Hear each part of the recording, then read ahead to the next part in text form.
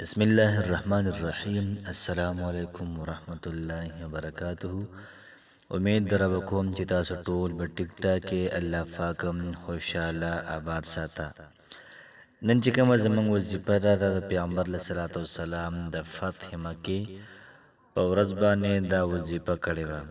دغه رنګې دې وظیفې ته د پیغمبر علیه الصلاۃ والسلام وظیفه متویل شي او دغه رنګې د فتح مکې وظیفه متویل شي. ډیره زیاته بهترینه ده او ډیره زیاته اعلی وظیفه ده. پیغمبر علیه الصلاۃ والسلام دا کړې وه. الله پاک په مکه مکرمه باندې محترم دا فاتح کو او څومره چې کافرانو دا ټول رال نبی علیه الصلاۃ والسلام ته توبه طیب شو او ډیر زیات پکې محترم دا پکې مسلمانان شو. نو وظیفه دا ډیره زیاته اسانه ده او ډیره زیاته پاورفل وظیفه ده.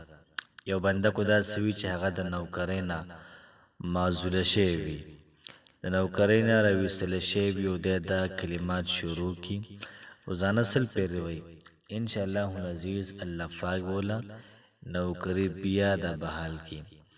یو سړی په دنیا کې ترقي غواړي، یو سړی په آخرت کې ترقي غواړي. دا وظیفه روزانه 100 پیرې کوي، الله پاک به د انسان ته ډیر زیات ترقي ورکړي. یو سړی امداد غواړي د الله پاک نه او دی دا وایي چې په هر مقام په هر ځای کې الله پاک دې زما امداد وکړي. نو دا وظیفه دې شروع کړي، انشاءالله العزیز فتح، کامیابي، نصرت دا به دی. یو ځای کې مقدمه ده، مقدمې نه مخکې تاره کلمات ولوستل او تاره وظیفه وکړه. نو په دې کې به جیت دا بستا وي او هر محترم داره بل چا وي. نو کلمات ډیر زیات بهترین دي او ډیر زیات اسانه دي. نو کوشش وکړو چې دا ویډیو د ثواب په نیت باندې مخکې خلکو سره شیر کړو چې ستاسو د وجې هغوی د دې وظیفې نه د دې ویډیو نه فایده والي.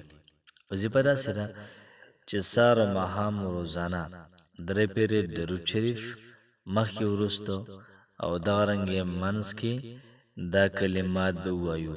دا کلمات پیغمبر علیه الصلاۃ والسلام د فتح مکې په ورځ باندې په موقع باندې دا ویلي.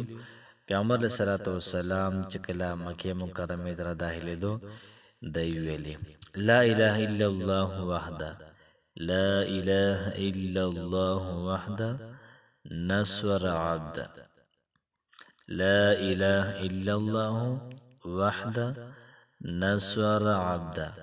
د پیغمبر علیه الصلاۃ والسلام د کلمات د اولستل.